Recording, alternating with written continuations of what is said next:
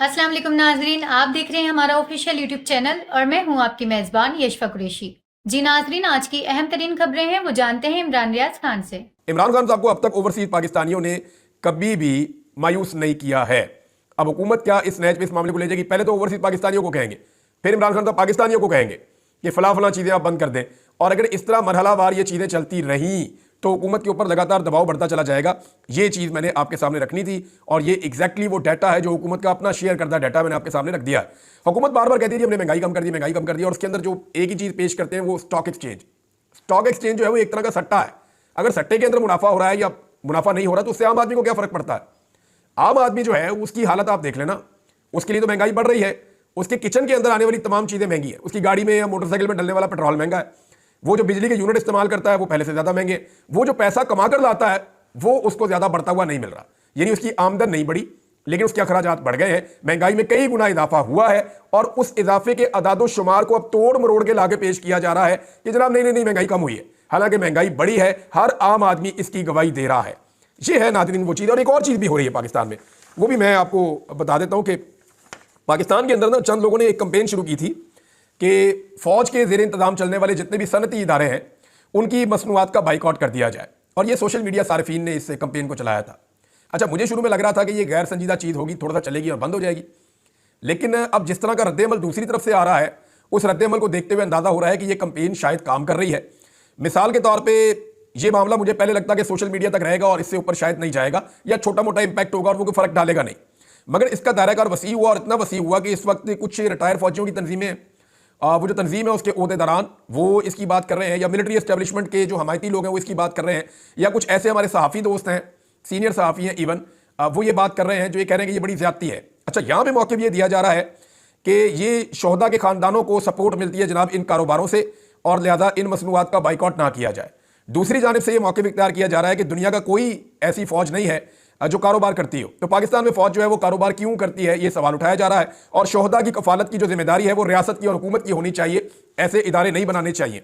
अब ये दोनों तरफ की एक मामला है, लेकिन एक बात तो वादे हुई है इस सारी एपिसोड से कि इंपैक्ट आया है। अगर इंपैक्ट ना आता तो इतने जिम्मेदारान की जानिब से रद्देमल इसका बिल्कुल ना आता। ये रद्देमल बता रहा है कि इसका इंपैक्ट है। लेकिन एक चीज़ और भी इसमें आप जरा क्लियर कर दें कि पाकिस्तान तहरीक इंसाफ ने इस कंपेन को अभी तक ओन नहीं किया।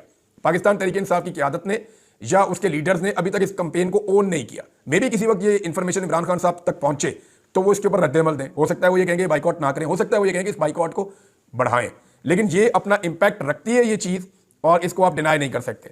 बुशरा बीबी का एक स्टेटमेंट आया नाज़रीन और ये इंपॉर्टेंट स्टेटमेंट है मौजूदा सिनेरियो में।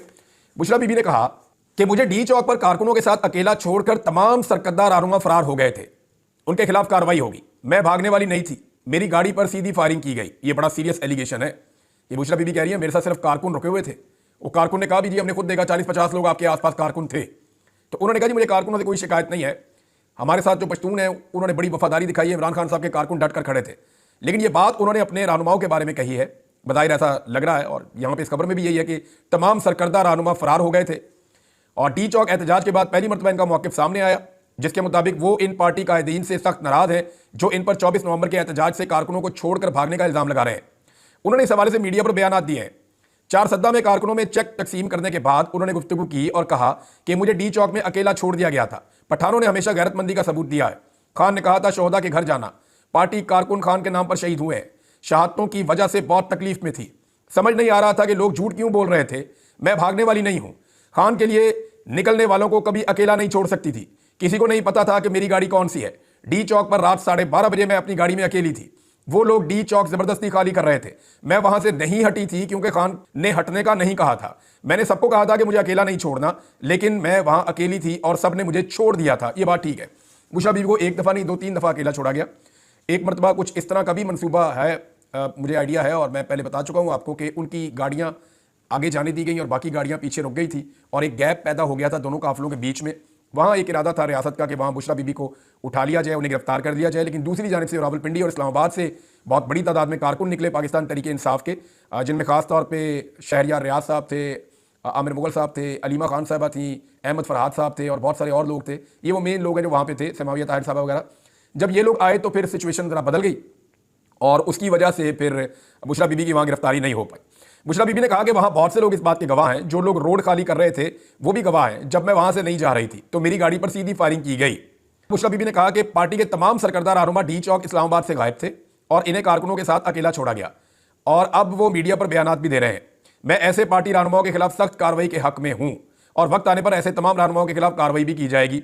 इस हवाले से रिपोर्ट इमरान खान को पेश करके उसकी मंजूरी दी जाएगी। बुशरा बीबी ने तमाम पार्टी कायदीन को कहा था कि 24 नवंबर को एहतजाज के दौरान हर सूरत डी चौक पहुंचे और वहां पर ही एहतजाज किया जाएगा। कोई पार्टी रहनुमा गिरफ्तार ना होने पाए और कोई भी फोटो सेशन के बाद गायब ना हो। लोगों ने तो रस्ते में फोटो सेशन किए सिर्फ मोटरवे पे, उसके बाद गायब।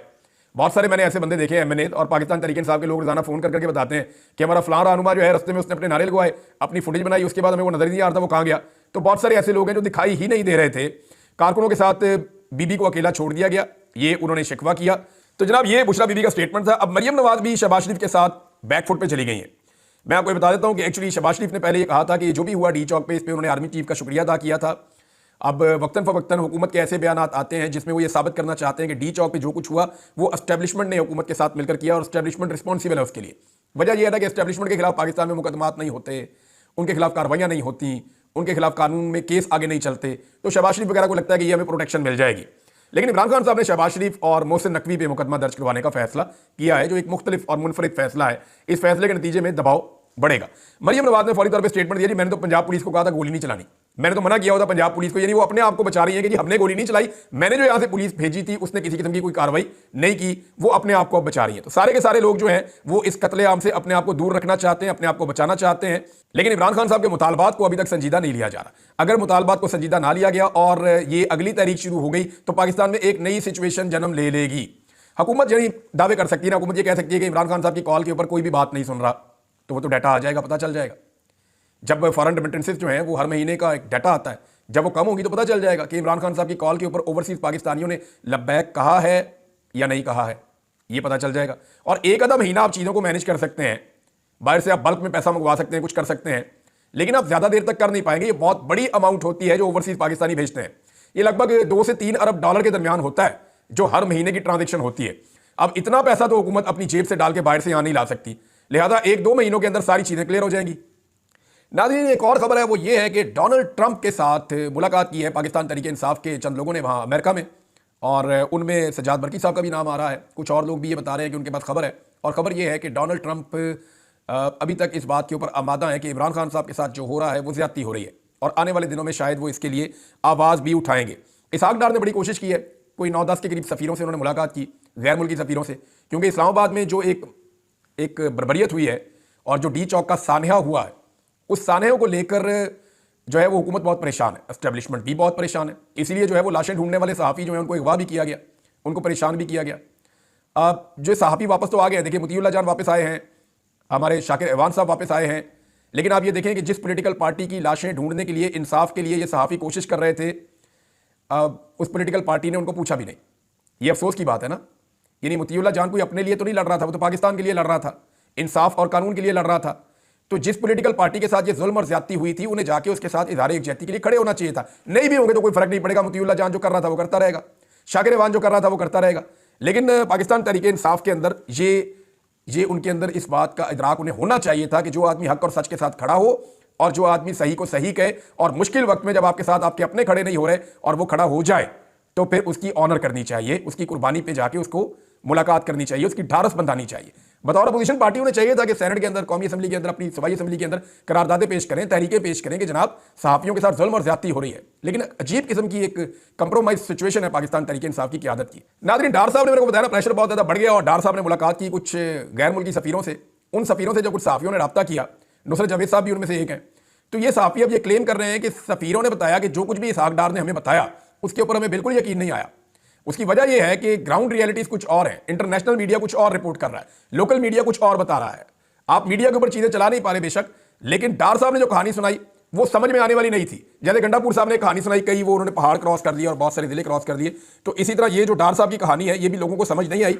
हाँ, एक चीज है मीडिया के हवाले से मैं आपको कहूंगा, रऊफ क्लासरा साहब ने, एक सीनियर जर्नलिस्ट है, उन्होंने क्लेम किया कि पाकिस्तान का मीडिया बिल्कुल आज़ाद है और जिसे चाहे पाकिस्तान का मीडिया बुला सकता है। तो देखिए रऊफ क्लासरा साहब को मैं सिर्फ ये गुजारिश करूंगा कि उनको खुद कितनी दफ़ा नौकरी से निकाला गया वो खुद अच्छी तरह जानते हैं, और वो ये कह रहे हैं कि किसी को भी बुलाया जा सकता है प्रोग्राम के अंदर, तो मुझे बुला लें प्रोग्राम में और मेरे से पूछ लें कि क्या हुआ, कैसे हुआ और मैं क्या जानता हूँ।